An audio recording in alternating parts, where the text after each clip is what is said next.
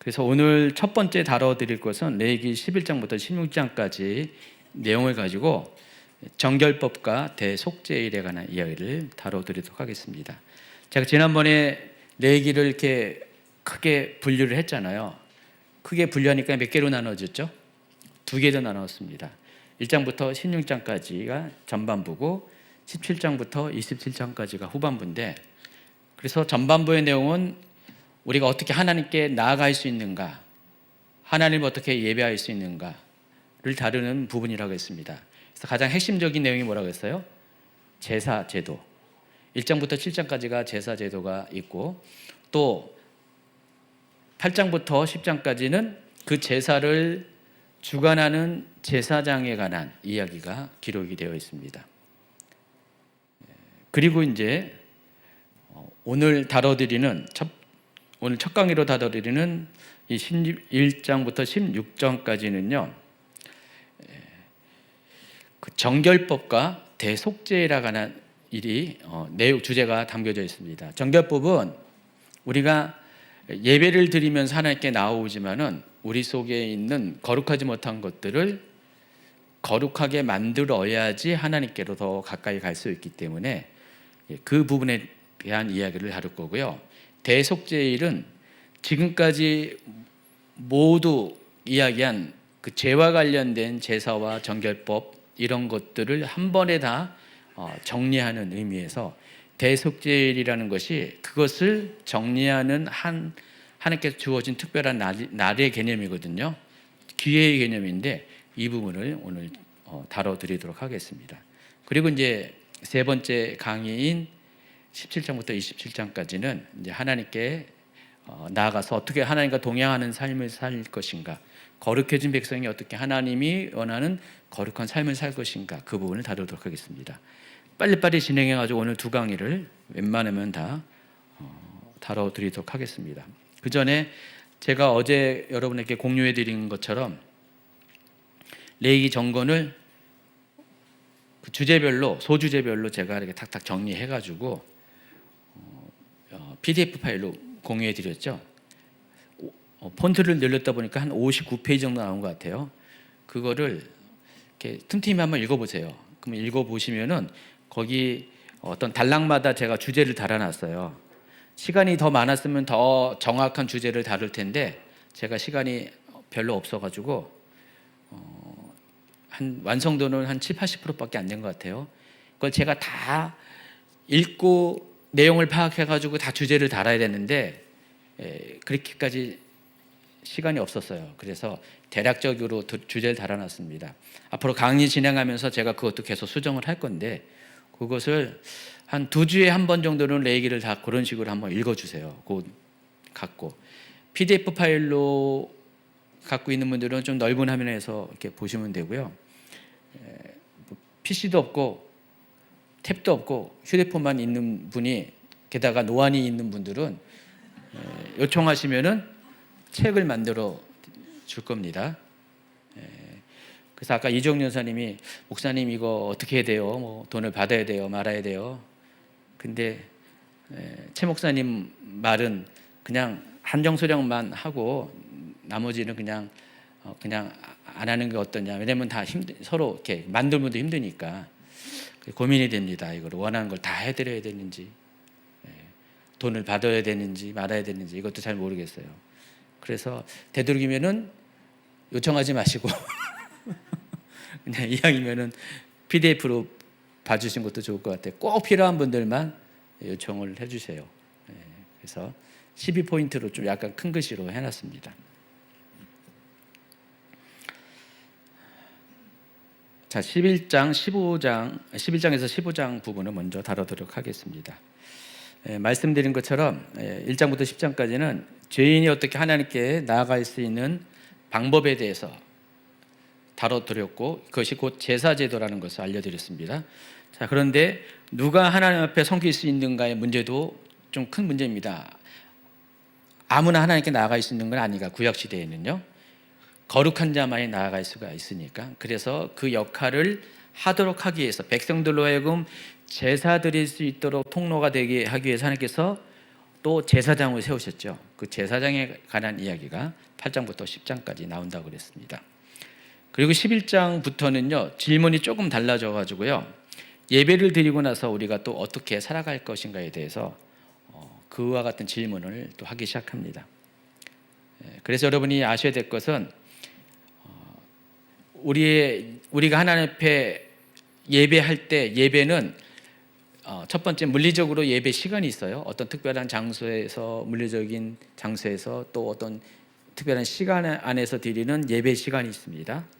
그 예배 시간이 있지만은 우리의 또 일상에서도 하나님을 우리가 만나잖아요. 그러니까 일상의 예배가 있습니다. 그래서 하나님은 제사를 통해서는 정해진 시간, 정해진 장소에서 하나님을 만나는 어떤 기회를 허락하셨고, 또 일상의 삶 가운데서도 하나님을 만날 수 있도록 허락하신 것이 바로 정결규례라고 생각하시면 됩니다. 그래서 이 정결규례는 예배당 밖에서, 성막 밖에서 일상에서 하나님의 거룩을 경험할 수 있는 그런 이야기를 담고 있는 것이 정결규례입니다. 정결규례를 읽다 보면은 우리 현대인의 눈에 아주 낯설고 어렵게 느껴지는 내용들이 여기 많이 있습니다. 실은 오늘 다뤄드리는 이야기가 그런 건데, 음식과 관련돼서 부정한 음식과 또 먹을 수 있는 음식에 대해서 다뤄드리고요, 또 출산에 대해서 산모가 아이를 낳을 때 출산이 또 부정하다고 또 레위기는 이야기하거든요. 그래서 그 부정을 어떻게 거룩으로 바꾸나, 이 부분도 여기 다루고 있습니다.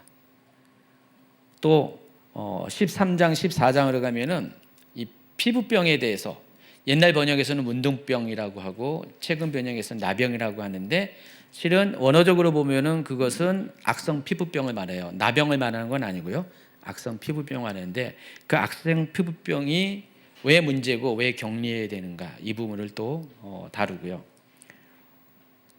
또 유출병이라고 있습니다. 남자의 유출병, 여자의 유출병이 있습니다. 몸에서 뭔가가 나오잖아요. 자, 이것이 또 어떻게 거룩을 깨트리는가, 이 부분을 다루고 있습니다. 그래서 이런 것들이 실은 우리 일상의 삶 가운데서 우리 입장에 보면은 크게 어필하는 내용들은 아니에요. 근데 이때 당시에 구약시대 유대인들에게는 이 부분이 또 상당히 중요한 부분이라서 하나님께서 이 정결법으로 이 부분들을 여기에서 설명을 하고 있습니다. 하나님께서 정결규례를 주신 이유는 두 가지 이유 때문에 그렇습니다.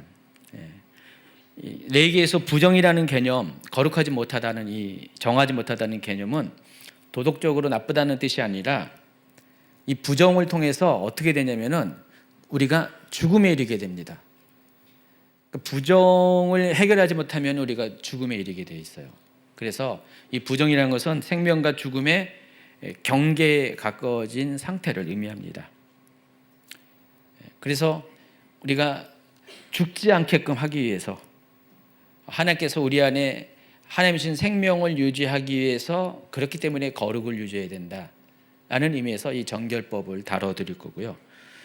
또 한 가지, 정결법은 공동체를 보호하고 회복시키기 위한 목적 때문에 또 정결법을 주신 것입니다.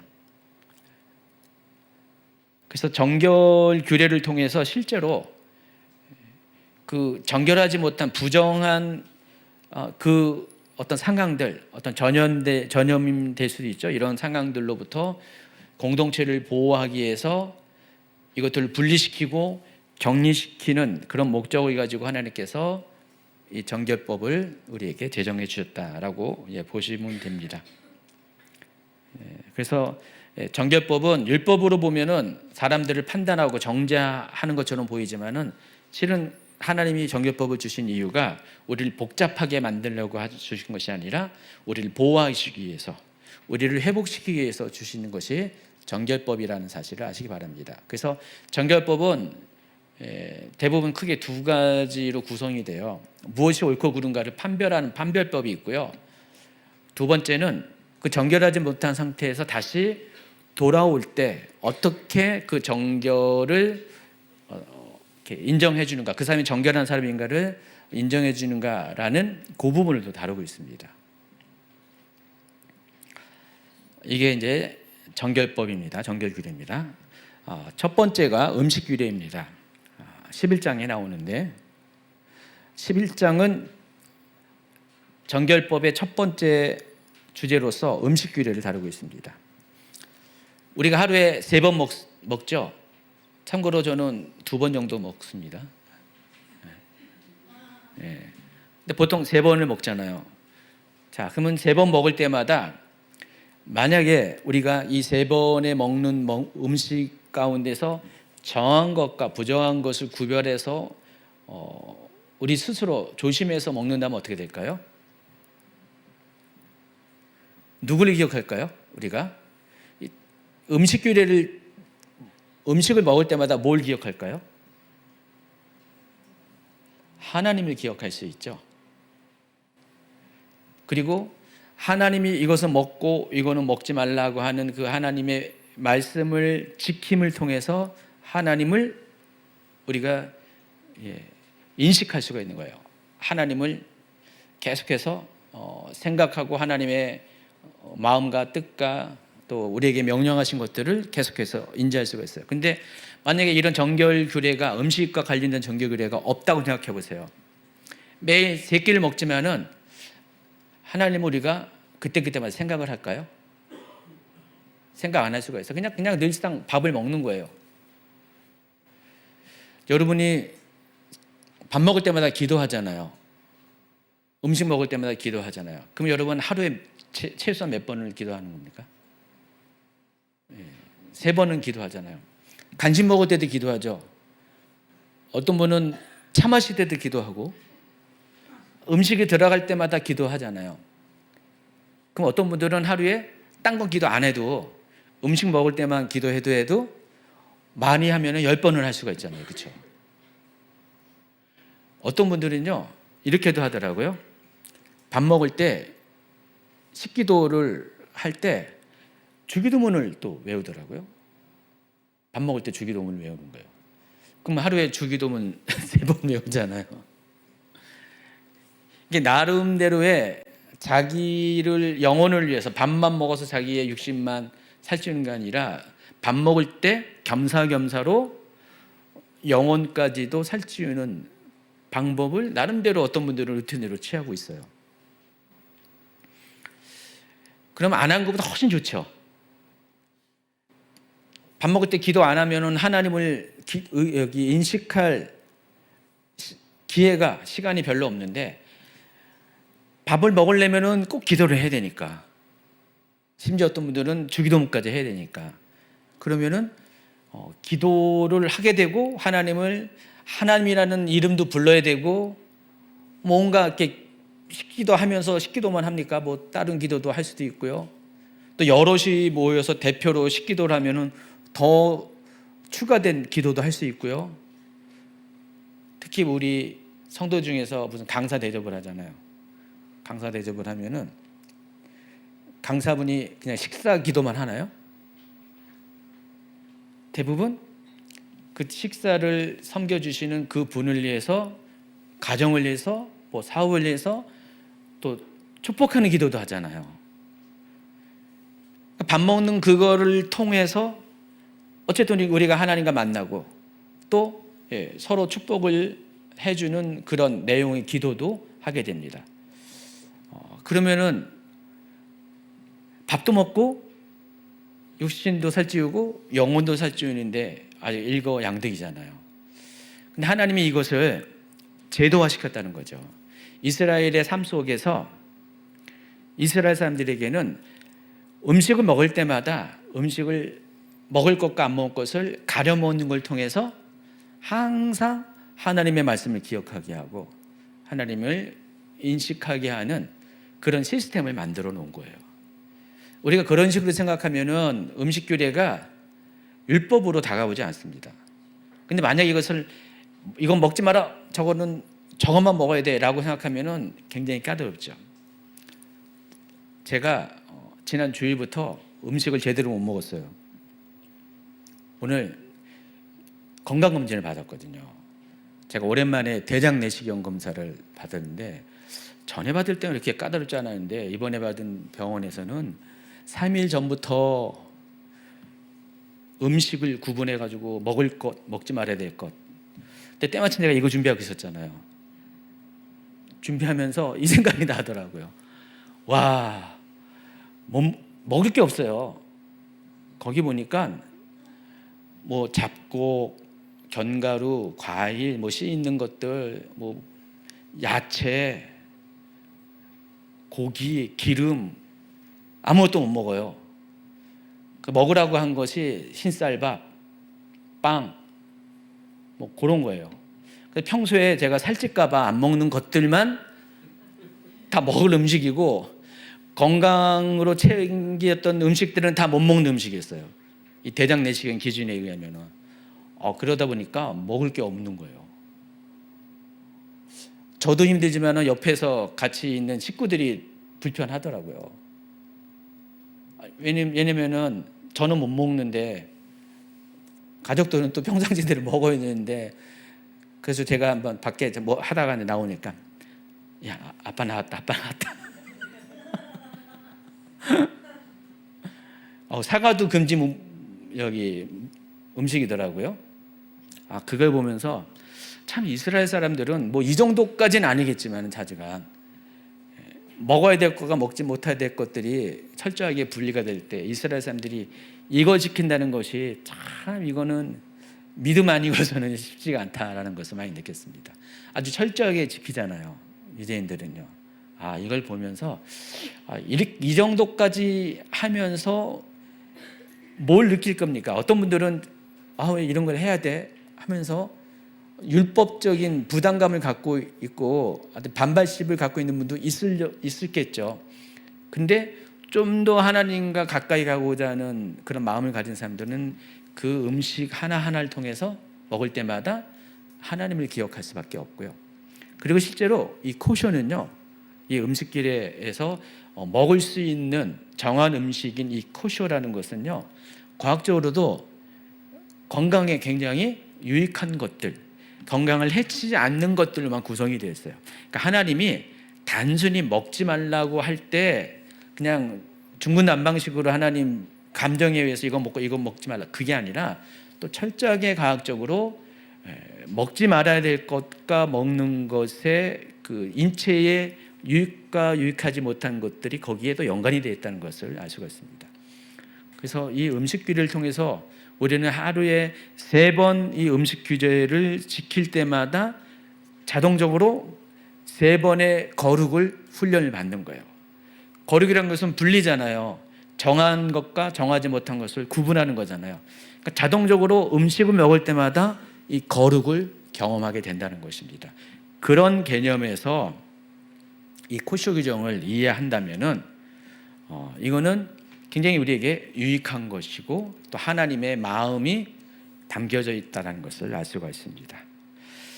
그래서 이 음식 규례는 이것 먹고 저것 먹지 말라를 넘어서 몇 가지 사실을 우리에게 알려줍니다. 첫 번째는 너희는 다른 민족과 같은 방식으로 살지 말라는 겁니다. 하나님을 믿는 사람들은, 하나님의 백성은 아무거나 다 먹는 게 아니라는 거죠. 정한 것들, 거룩한 것들, 인체에 유익한 것들만 먹어야 된다. 그걸 통해서 그렇지 못한 일반 민족들과 우리가 구분된다. 다른 차원의 사람이라는 것을 우리에게 말씀하는 겁니다. 그리고 우리의 몸과 일상은 하나님께 속했다라는 것을 알려주는 것입니다. 음식을 먹을 때마다. 그리고 거룩은 우리가 예배드리는 예배당에서뿐만 아니라 식탁에서 시작된다. 우리 가장 일상에서 시작된다. 그것을 가르쳐주고 있습니다. 그래서 음식 규례를 담은 이 레위기 11장은 거룩이 삶에 스며드는 방식이 무엇인지 자동적으로 우리가 일상의 삶을 영위하면 먹을 걸 먹어야 되니까 이 먹는 것을 구분하는 걸 통해서 거룩을 우리의 삶의 루틴으로 장착하게 되는 그런 경험을 하게 된다는 것입니다. 레위기 11장은 크게 4개의 그룹으로 먹을 것과 먹지 못할 것을 구분합니다. 근데 먹는 것은 어떤 걸까요? 또 정결한 것을 의미해요. 그러니까 정결한 것들은 먹는 거고 부정한 것들은 먹지 못하는 것입니다. 그래서 1절부터 8절까지는 육상 동물들 중에서 먹을 수 있는 것과 먹을 수 없는 것을 목록을 쫙 나와요. 제가 여러분에게 준 그 레위기 정건 읽기 거기에 보면은 이런 식으로 구분이 되어 있습니다. 제가 지금 진행하는 강의 진행과 같은 단락으로 이렇게 성경을 읽을 수가 있게 돼 있어요. 초반부는 제가 좀 깔끔하게 밑줄도 긋고 빨강물도 많이 썼어요. 뒤로 가면 갈수록 그런 흔적이 없을 겁니다. 초반부는 그래도 그렇게 했어요. 시간이 있어서. 그래서 여러분 육상 동물 중에서 먹을 수 있는 것과 먹을 수 없는 것이 이렇게 구분되어 있고요. 9절부터 12절에는 어류 중에서 바다의 생물 중에서 먹을 수 있는 것과 먹을 수 없는 것. 13절부터 19절은 조류 중에서 먹을 수 있는 것. 그리고 20절부터 23절까지는 곤충 중에서, 여러분 곤충 다 못 먹는 거 아니에요? 먹을 수 있는 곤충이 있어요. 곤충 중에서 먹을 수 있는 것과 먹지 못한 것을 이렇게 하나님이 일일이 구분했어요. 이게 오늘날 과학자들이 연구해가지고 이건 먹을 수 있는 거야, 이건 못 먹는, 이게 아니라 이 세상의 과학 지식의 너머에 계시는, 이미 모든 것을 다 알고 계신 하나님께서 한 번에 다 정리해 주신 거예요. 마치 우리가 여러 가지 자료를 가지고 AI한테 집어넣어가지고 이걸 이렇게 해가지고 분리해줘 라고, 가령 여기 동물 음식으로 먹을 수 있는 그런 짐승들, 고기를, 육류를 목록을 쫙 올려놓고 AI한테 먹을 수 있는 것과 못 먹는 것 분리해줘 라면은 AI가 정리하잖아요. 이렇게 작작 정리해가지고 이런 조건을 달겠죠. 이런 이유에서 먹을 수 있는 거, 못 먹는 거. 그럼 AI가 정리하잖아요. 우리는 그런 식으로 우리가 스스로 먹을 수 있는 것과 먹을 수 없는 걸 찾을 수도 있어요. 근데 이미 수천 년 전에 하나님께서는 이미 오래전에 지금 AI가 하고 있을 만한 이 일들을 하나님이, 모든 지식의 근본이신 하나님이, 지식의 전부이신 하나님께서 다 이미 정리해 줬다는 거예요. 여러분 레위기에 나와 있는 모든 이 율법, 규례들, 규정들은 다 하나님께서 일방적으로 주신 거예요. 그냥 우리는 그냥 하나님 주신 거 듣고 지킬 뿐이거든요. 그러니까 하나님이 다 정해 주셨어요. 그래서 먹을 수 있는 것과 먹을 수 없는 것을 육상동물 따로, 어류 따로, 조류 따로, 곤충 따로 딱딱딱딱 구분해가지고 이렇게 해주셨습니다. 오늘날 만약에 하나님이 레위기를 쓰게 했다면은 인스턴트 푸드 중에서 먹을 수 있는 것과 정한 것과 정하지 못한 것까지 아마 하실 가능성이 있어요.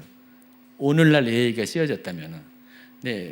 옛날에는 햄버거가 없었고 피자도 없었던 시대였기 때문에 그 목록은 없어요.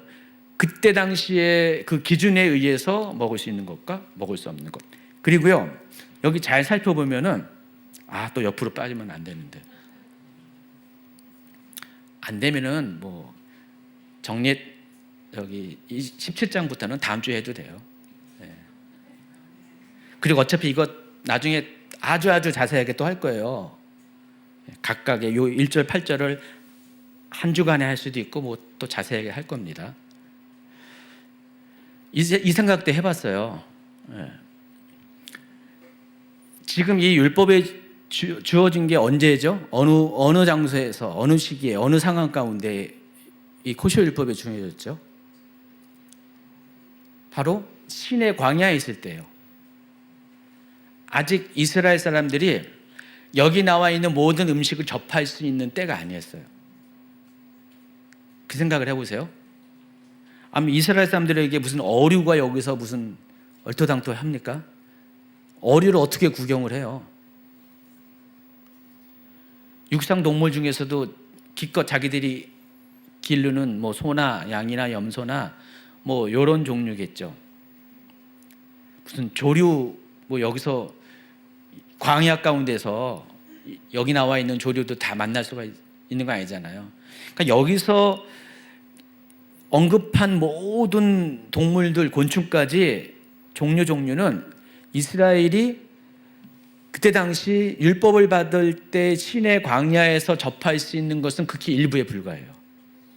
근데 하나님께서는 이후에 가나안 땅에 들어가서 사는 것을 전제로 그 땅에서 만날 수 있는, 접할 수 있는 모든 먹거리들을 가지고 미리미리 이것을 먹을 것과 먹지 못한 것을 정해준 거예요.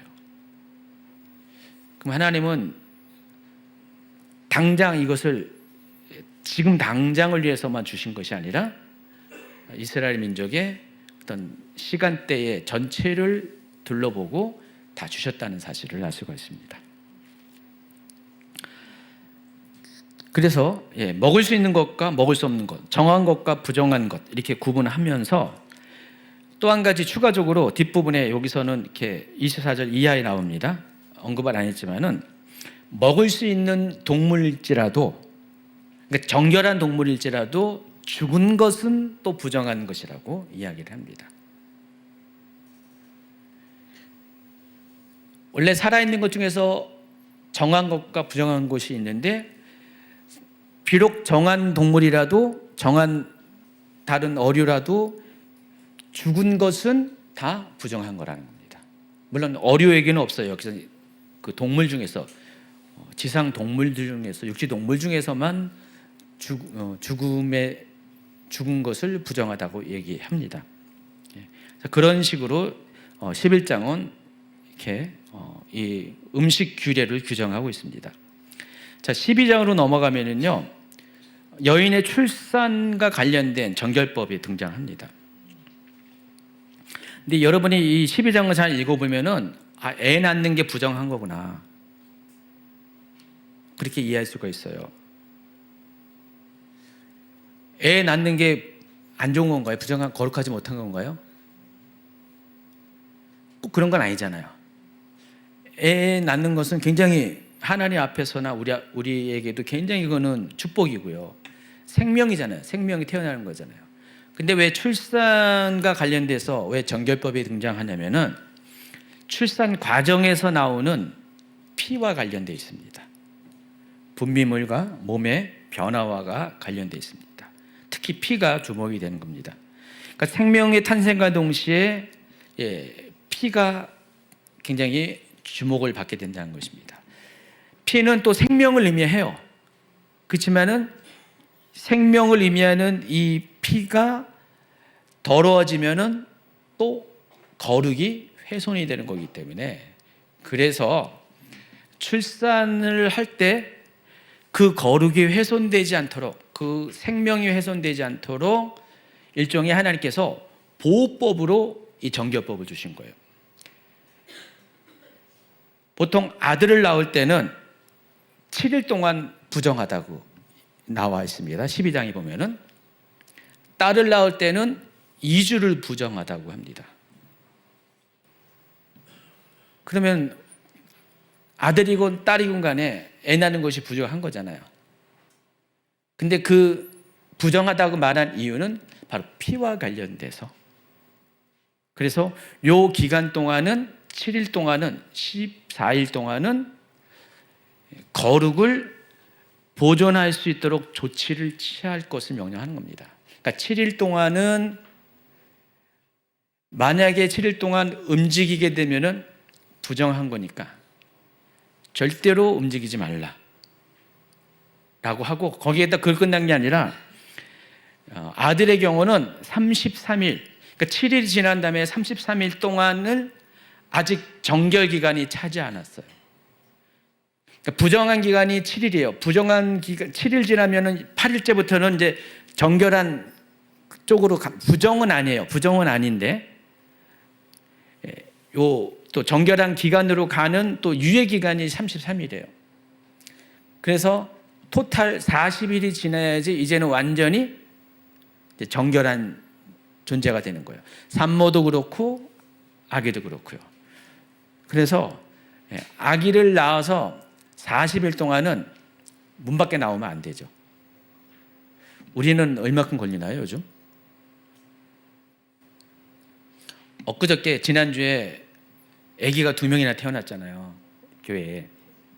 우리 두 젊은 집사님 가정에서 애가 태어났는데, 우리 이민혁 집사님 가정에서는 아이를 좀 큰 규모의 병원에서 낳나 봐요. 아빠 외에는 못 보게 하는 거예요.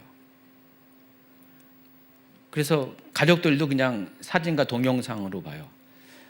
근데 엊그저께 태어난 우리 민창 형제하고 우리 승현자매 아이는 그나마 좀 작은 병원인가 봐요.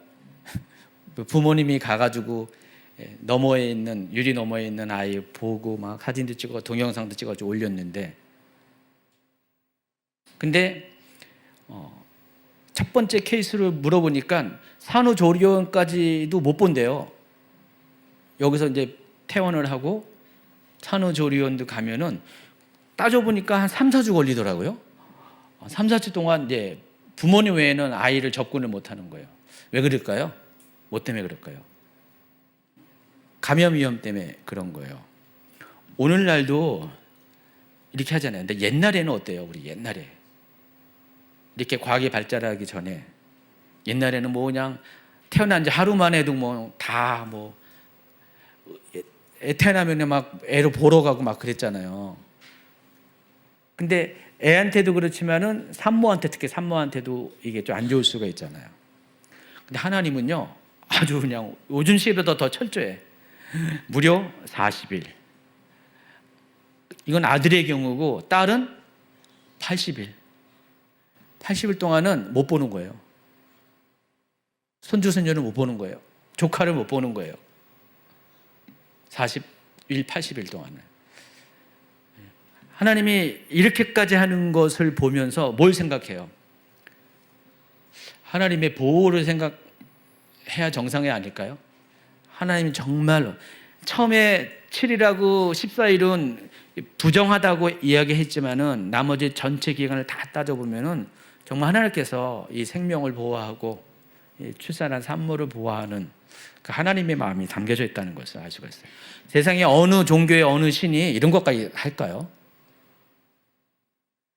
전 레위기를 보면은요, 와, 하나님은 정말 제이라고 할까요? 정말 아주 계획적이시고 철저하다. 이거를 아주 느낍니다. 다 그냥 꼼꼼하게 다 일일이 다 말씀하시는 거예요. 어떻게 어느 누가 이렇게 이런 것까지 다 챙겨주시는지 대단하지 않습니까? 근데 그 목적이 우리를 구속하려고 얽어내려고 부담 주려고 그러는 것이 아니라 우리를 보호하고 우리를 회복시키려고 하는 철저히 그와 같은 마음을 가지고 율법을 주셨다는 것들을 알면은요, 제 레위기가 왜 하나님 마음이 담겨져 있다라고 표현한 이유를 여러분이 알 수 있을 것 같아요. 레위기는 정말 우리를 배려하신 하나님의 마음이 곳곳에 구석구석에 세밀한 상황까지 다 담겨져 있다는 사실을 알 수가 있습니다. 한 가지 알아야 될 것은 여기 대목에서 오해를 하는데, 왜 아들은 7일만 부정하고 딸은 14일까지 또 회복 기간도 이렇게 2배나 걸립니까? 왜 아들, 딸 차별하는 거 아십니까? 뭐 이렇게 생각하는 분이 있어요. 근데 그게 아니라 좀 전에 얘기했던 보호라는 측면에서 생각하면은 하나님께서 남자보다 더 연약한, 실제로 육신적으로 연약한 여자를 보호하는 그 하나님의 그 배려가 더 여기도 담겨져 있다는 사실을 알 수가 있습니다. 자세한 얘기는 해당 강의 시간에 더 하도록 하겠습니다. 13장과 14장으로 넘어가도록 하겠습니다. 13장과 14장은 소위 말하는 문득병, 나병과 관련된 정결법에 대해서 이야기를 하고 있습니다.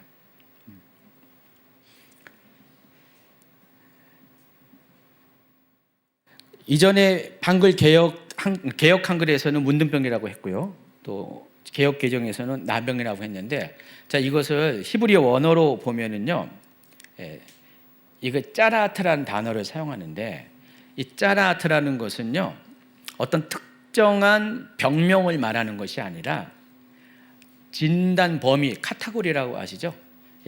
이런 그룹에 있는 것들은 다 짜라트다라고 이야기합니다. 13, 14장을 보면은 그냥 우리 한글 예전 번역은 문둥병, 최근 번역은 나병이라고 했는데, 문둥병, 나병은 뭘 의미해요? 의학적으로, 요즘 의학적으로 뭐죠?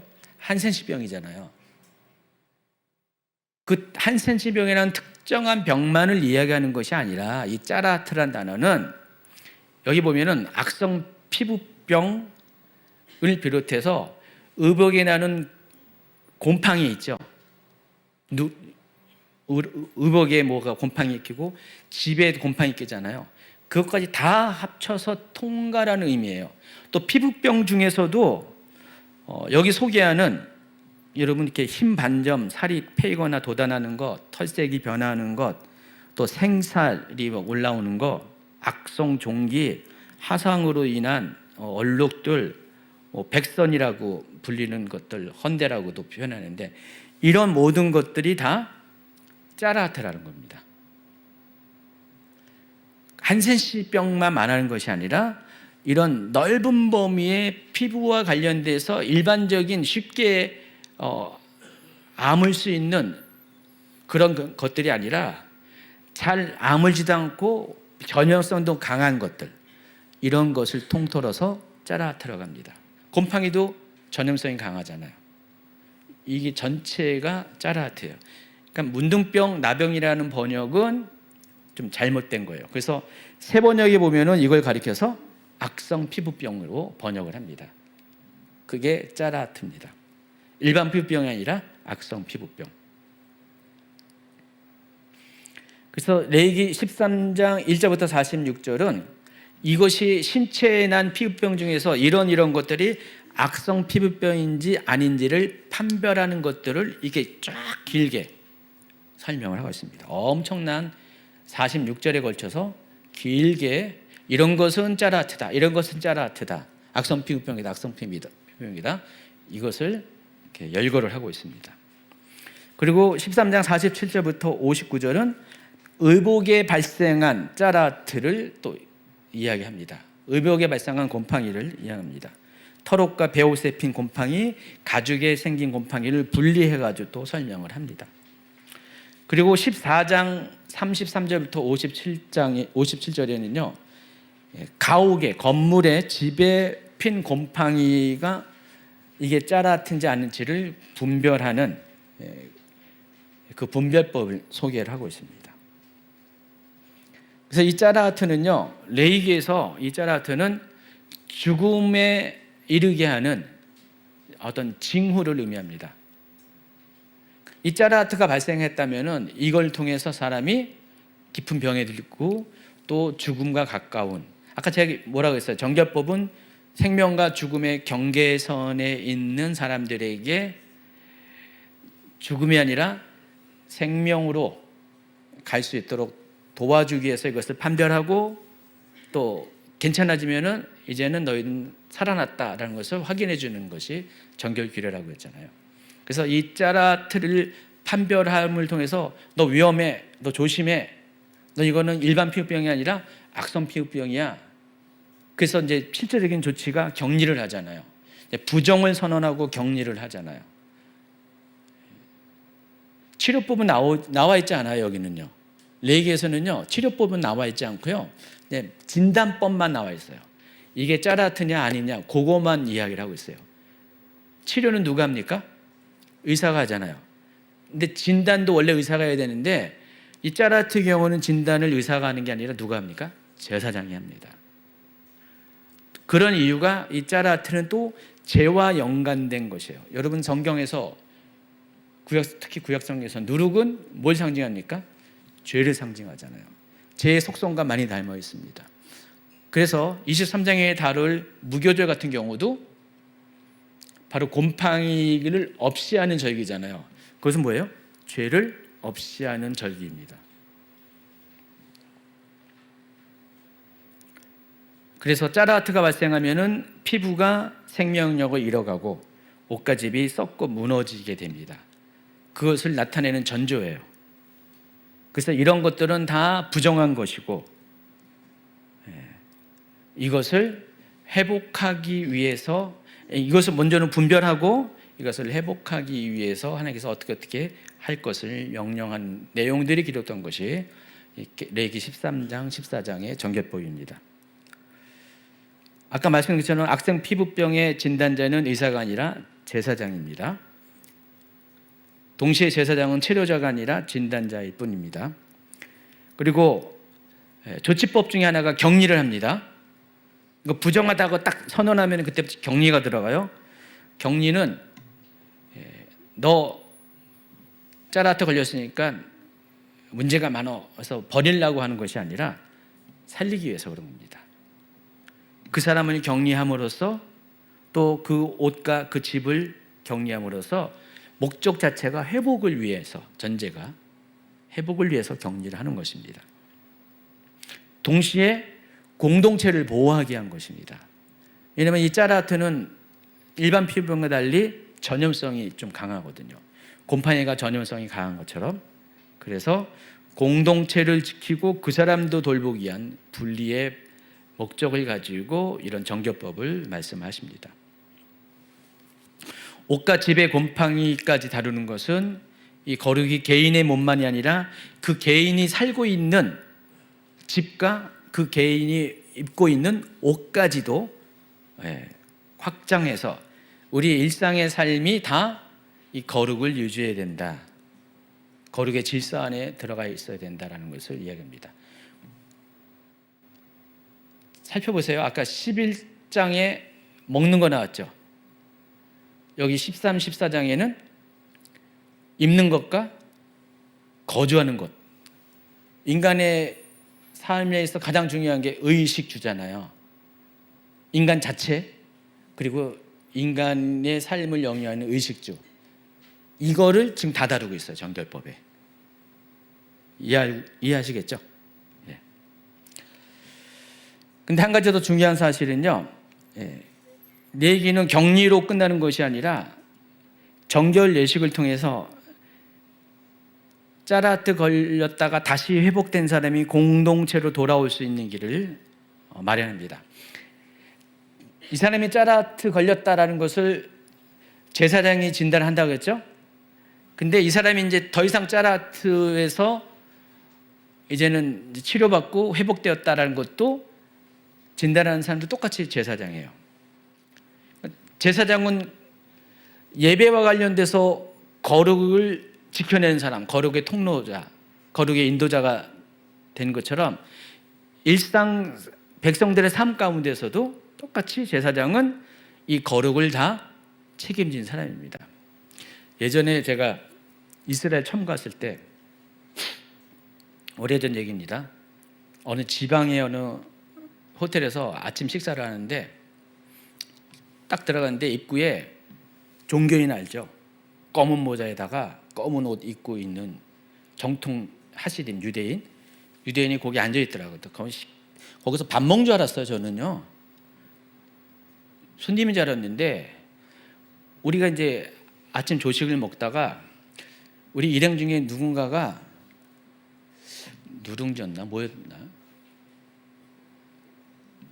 밖에서 갖고 들어온 음식을 갖고 왔어요. 아마 누룽지였는 것 같기도 하고. 생각납니까? 안 가봤어요 그때? 아니 대단한 것도 아니에요. 아마 누룽지인 것 같아요. 그걸 꺼내가지고요 먹으니까 거기서 감시하고 있었던 거예요. 그 사람이. 그 안에서 식당은 다 코셔 음식만 준비하고 코셔 음식만 먹는데 우리는 이방인이잖아요. 더 신경 써서 감시하고 있었던 것 같아요. 그래서 갑자기 이제 뭘 끼내서 딱 갖다니까 냉큼 달려오더니 이거 뭐냐고 막 뭐 설명을 했겠죠. 다 필요 없어요. 이거 외부에서 갖고 온 거라서 이거 먹으면 안 된다고. 먹으면 안 된다고 해서 이거 치우라는 거예요. 이 뭐가 들었는지도 모르는데 아마 자신 음식 규정에 위반될 수 있는 성분을 알 수 없는 뭐가 들어 있으니까 이거 먹으면 안 된다. 그래서 우리가 그냥 깜짝 놀래가지고 치웠어요. 그랬더니 그것을 담아놨던 그릇 있죠. 접시를 냉큼 갖고 가는 거예요. 얘기 들어보면 어느 곳에는 그런 거 있으면 깨트려 버린다고 하더라고요. 이미 접시가 거룩을 깨졌다고. 요즘도 그래요. 근데 그 사람들은 그냥 율법으로 이렇게 준수하고 있는 것 같아요. 제가 지금 이스라엘 처음 갔을 때, 이스라엘의 그 코셔와 관련된 현실을 그냥 몸으로 한번 아주 확실하게 체감을 했어요.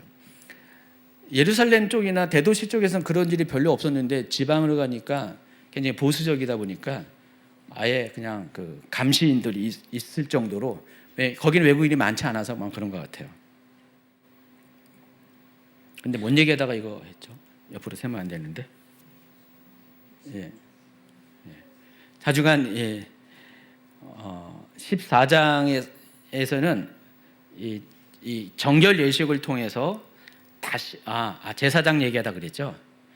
그 사람은 제사장 아니죠. 지금 제사장은 없으니까. 근데 그 사람이 지금 제사장 역할을 하는 거예요. 지금 현 시점에서. 그러니까 자기가 이것을 판단하는 거죠.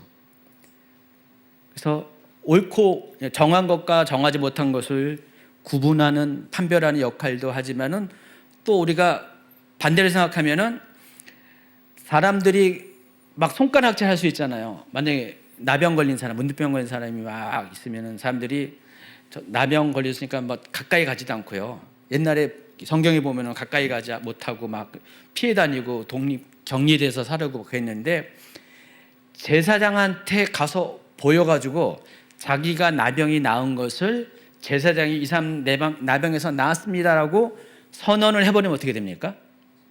그때부터는 아무도 그 사람한테 손가락 찰 수가 없는 거예요. 제사장이 병이 발발한 것도 진단할 뿐더러 병이 나은 것도 진단을 통해서 오히려 그 사람을 더 공동체로 일원이 될 수 있도록, 회복할 수 있도록 도와주는 통로 역할도 제사장이 한다는 것입니다. 그래서 하나님은, 제가 말씀드리고 싶은 것은, 제사장을 통해서 그렇게 하는데, 하나님은 우리는 한번 병 걸리고 그러면은 평생 낙인 찍어버리잖아요. 저 사람 이런 죄에 빠졌던 사람이야, 이런 병에 걸렸던 사람이야. 다 낫는데도 그냥 계속해서 그 사람을 이렇게 구분하고 차별하는데, 하나님은 그렇지 않다는 것입니다.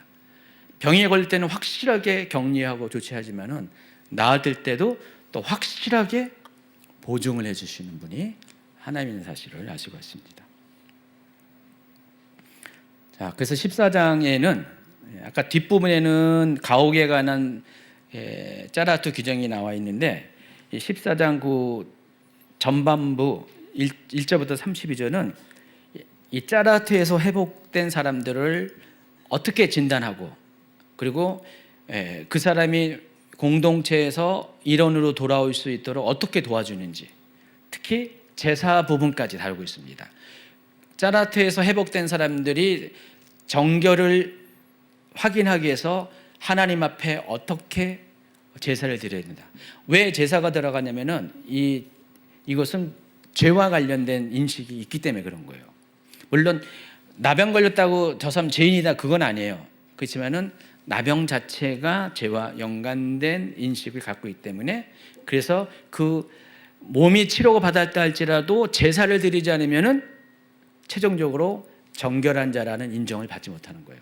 그래서 그들을 위한 제사법이 소개되고 있습니다. 그리고 48절부터 53절은 이번에는 악성 곰팡이에서 회복된 가옥의 정결 의식이, 정결 규례가 또 소개되고 있습니다. 어쨌든 14, 15장은 전부 다 뭐예요?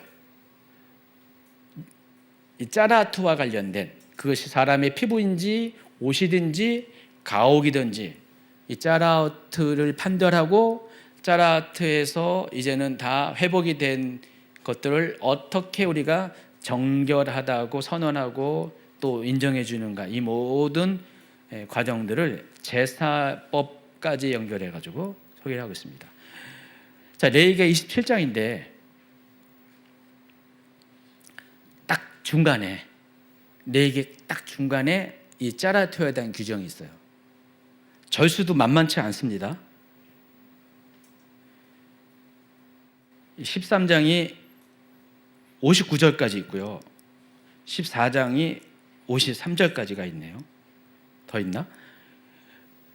100몇십 절을 이 규정에 할애를 하고 있습니다.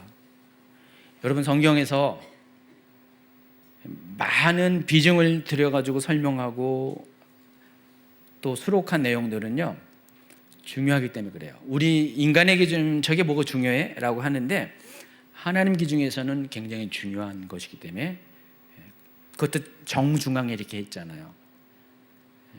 물론 분수령은 대속죄일이지만은 그래서 이 짜라트는 이 정결법과 관련된 것 굉장히 중요한 거고 레위기 전체의 거룩과 관련돼서 상당히 중요한 비중을 차지하고 있다는 것을 여러분이 아시기 바랍니다. 그리고 15장 가면요 유출병 규례를 다루고 있습니다. 대신에 이게 약간 말하기 좀 쑥스러운 내용들이에요. 다 나중에 이거 본격적인 강의를 할 때 이걸 자세히 설명을 해야 되나 말아야 되나 고민이 좀 약간 지금부터 됩니다. 예. 어른들 얘기가 거의 대부분이기 때문에 그러니까 남녀 각각의 아주 민감하고 또 숨기고 싶은 영역들에 대한 것들을 다루고 있습니다. 그래서 3절부터 15절에는요 성기에서 고름을 흘리는 남자의 정결법을 다루고 있고요. 또 16, 18절은 설정이라고 표현하죠. 남자가 정액을 흘릴 때 그것과 관련된 정결법. 또 19절부터 24절은 여인의 월경과 관련, 생리와 관련된 생리혈과 관련된 정결법. 그리고 25절부터 30절은 생리혈 이외에 일반적인 또 다른 종류의 피 흘리는 여인이 있을 거 아니에요. 하혈하는 여러 가지 이유가 있잖아요. 그 하혈과 관련된 정결법을 다루고 있습니다. 하나님은 이것까지 따지고 계세요. 만약에 여러분이 하나님이라면 이런 것까지 하나요? 여러분이 만약에 설교를 한다. 설교자다. 제가 설교자 하잖아요. 설교자인데 이런 쑥스러운 내용들은 그냥 웬만하면 안 하잖아요. 그냥 설교 굳이 이거 가지고 끄집어내가지고 뭐 특히 16, 18절에 가서 남자가 정액이 뭐 이렇게 해가지고 설교 주제를 잡아가서 설교를 해봐요. 듣는 여러분도 민망하고 설명해야 될 저도 이걸 어떻게 어디까지 선에서 어떻게 해야 되나 그렇잖아요. 근데 하나님은 우리의 생각은 달라요. 이걸 다 끄집어내세요. 사람들이 숨기고 싶은 쑥스러운 영역까지 다 끄집어냈는데 실제로 이것은 또 우리의 거룩을 깨치는 보이지 않는 곳에서 거룩을 깨치는 또 어떤 그 요소들이거든요.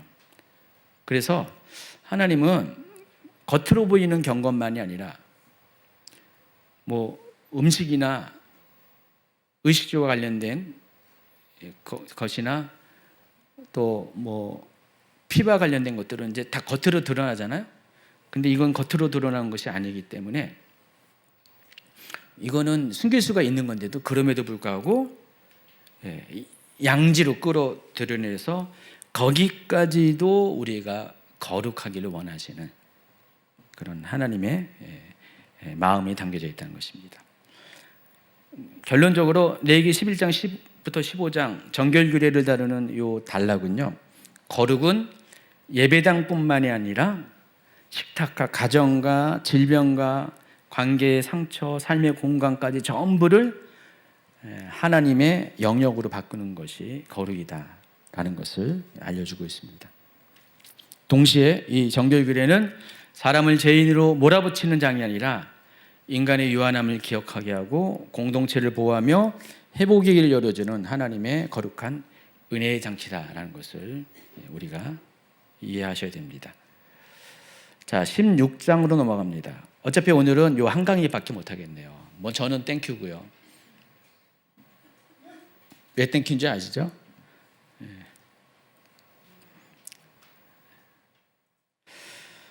자, 레위기를 읽다 보면은요 이런 생각이 듭니다. 왜 이렇게 제사가 많은지, 왜 이렇게 정결 규례가 지금 설명한 것처럼 이렇게 자세한지. 아까 말씀드린 것처럼 하나님이 우리를 향한 배려와 마음이 이 정결 규례는 담겨져 있다고 그랬습니다. 자, 그런데 이렇게 복잡한 규정들이 있는 반면에 하나님께서는 이 모든 것들을 한 번에 해결할 수 있는 또 지름길을 또 허락하셨어요. 그게 바로 대속죄일입니다.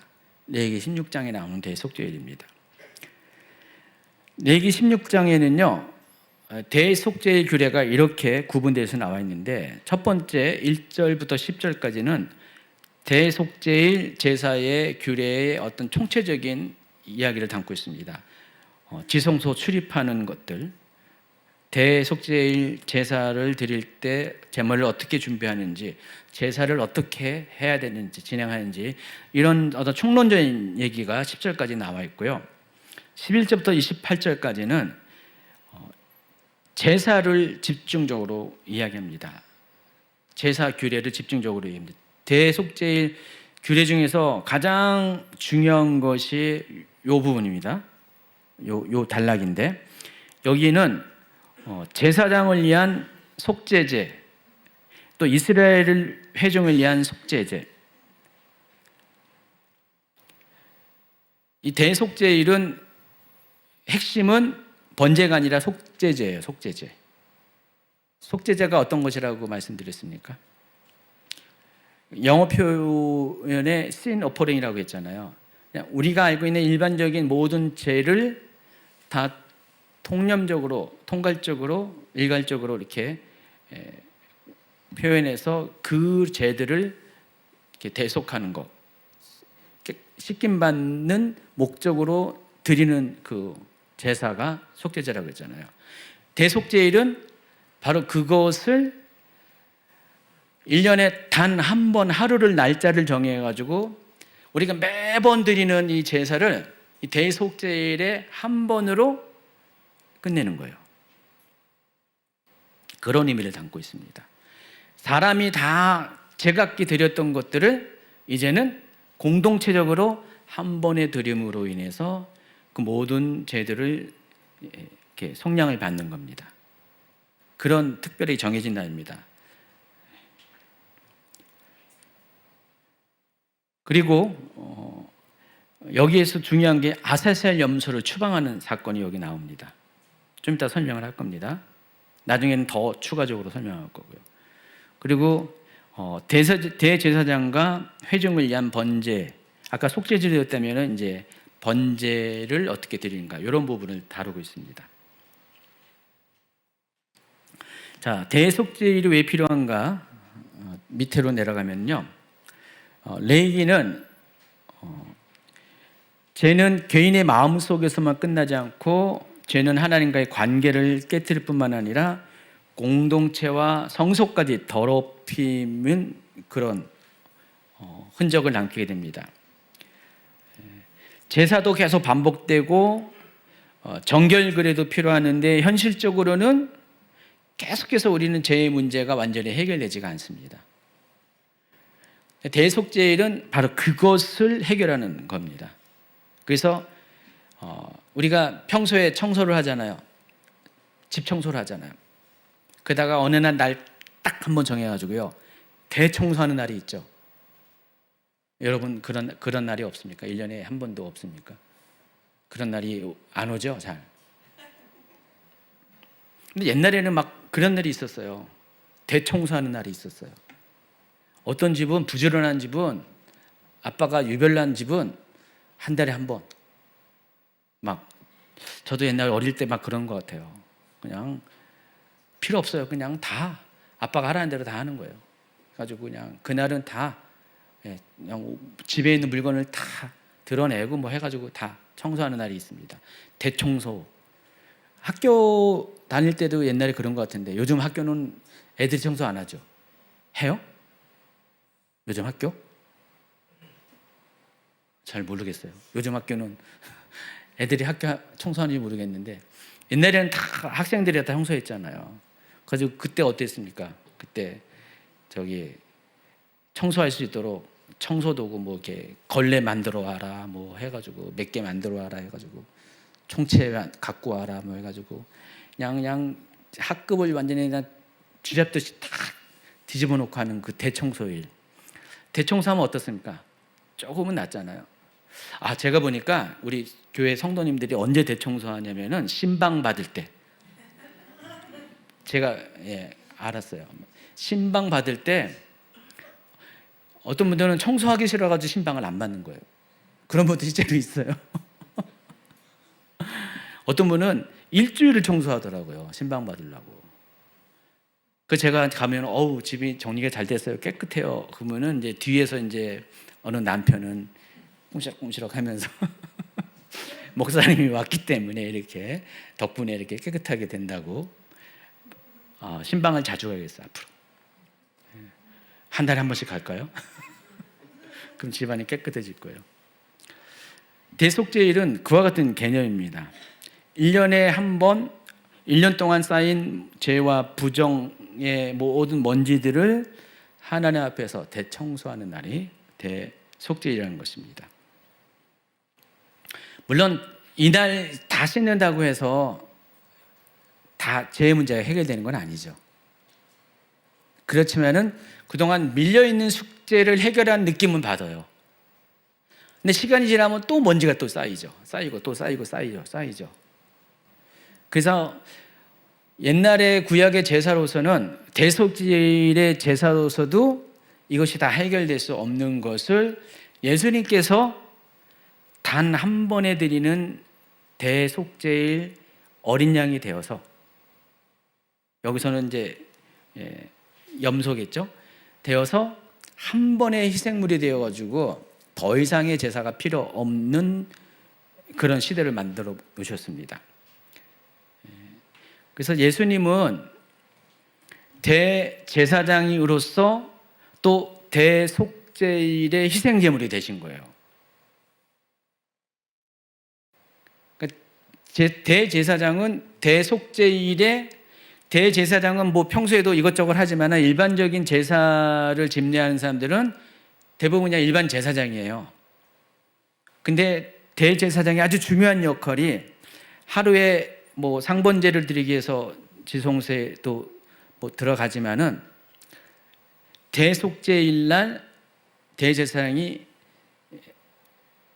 상번제에 성소에 들어가죠. 지성소가 아니라. 근데 대제사장이 1년에 한 번 이 지성소에 유일하게, 사람 중에 유일하게 한 번 들어가서 이 지성소에서 이 대속죄일 행사를 치름을 통해서 일단은 민족적인 공동체적인 그 죄의 문제를 한 번에 다 정리를 하고 나옵니다. 근데 그것도 유효기간이 딱 1년밖에 안 돼요. 그러니까 개인의 죄는 계속 제사를 통해서 하고, 민족적인 공동체 이스라엘 민족의 죄는 요 대속죄일 한 번으로 끝난다는 거죠. 끝나고 물론 뭐 부수적인 계속 그때마다 제사를 드려야 되지만은, 그럼 전체 공동체와 관련된 것은 1년에 한 번 이렇게 드립니다. 근데 이것이 딱 유효기간이 1년이에요. 1년 뒤에 또다시 해야 돼요. 갱신을 해야 돼요.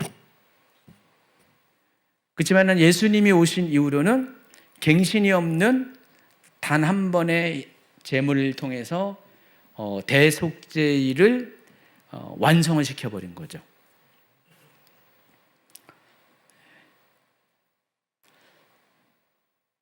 자, 대속죄일의 핵심은 두 마리 염소입니다. 대속죄일 날은 두 마리의 염소를 준비해가지고요. 첫 번째 염소는 희생제물로 하나님께 드립니다. 속죄제물로 드리죠. 일반적으로 우리가 속죄제를 드리는 것처럼 이렇게 희생제물로 드려요. 근데 또 한 마리의 염소는 희생제물로 드리지 않습니다. 살려둬요. 살려둬서 이 염소는 어떻게 하냐면은 광야로 끌고 갑니다. 이스라엘 진 밖에 광야로 끌고 가서 거기서 놓아버려요. 놓아버려가지고 이스라엘 공동체에서 떠나가게 합니다. 이 염소를 가리켜서 아사셀 염소라고 합니다. 아사셀이라는 것은 광야에 있는 어떤 귀신의 뭐 이름으로 이렇게 표현도 하고 있더라고요. 그러니까 아사셀을 위한 염소. 그래서 아사셀에게 떠나보내는 것. 죄는 이 거룩한 공동체에 있는 이 죄를 이 아사셀 염소에다가 다 짊어지게 해가지고 이 염소를 이스라엘 사람들 진영에서 멀리 떠내보낸 거예요. 죄를 떠내보내는 그런 뭐 상징적인 의미로 아사셀 염소를 이렇게 뭐라고 그러죠? 방생인가 뭔가 그렇게 시킵니다. 이제 이스라엘이 이제 가나안 땅에 정착할 때는요, 이 아세셀 염소 대속죄일 되면은 아세셀 염소를 떠나 보내잖아요. 이걸 어디서 주로 했냐면요, 유다 강야에서 했습니다. 유다 강야에 보면은 이 아세셀 염소를 떠나 보내는 장소가 따로 있어요. 그러니까 예루살렘의 도성이 딱 있고요. 예루살렘이 딱 희한한 게 여기까지는 녹지도 있고 다 일반적인 우리가 알고 있는 그런 도시 풍경인데, 그 좀만 동쪽으로 딱 가면은요, 그때부터 환경이 확 바뀌어가지고 광야지대로 바뀌어 버려요. 한번 이스라엘 가보세요. 여기까지는 우리가 알고 있는 그냥 일반적인 도시 풍경인데, 어느 선에 딱 쓰면은 여기서부터는 완전히 이제 광야지대로 바뀌어 버려요. 거기에 와가지고 그것을 저쪽으로 광야 쪽으로 이제 돌려보낸다는 거예요. 그럼 아세셀 염소가 광야에서 가서 죽든지 살든지 그건 잘 모르겠죠. 근데 일단은 아세셀 염소가 떠남을 통해서 이스라엘에 있었던 모든 죄도 그 염소에게 다 짊어져가지고 떠내보내는 거예요. 죄를 보내는 작업이 바로 이 아세셀 염소, 뭐라고 표현해요? 방생이라고 해야 되나? 방축이라고 해야 되나? 뭐 그런 행사가 있습니다. 대속죄일에 두 가지 행사가 있어요. 대속죄일에 첫 번째 염소를 속죄제물로 드린 것과 또 한 마리의 준비된 염소를 아사셀에서 내보내는 그 행사를 한다는 것입니다.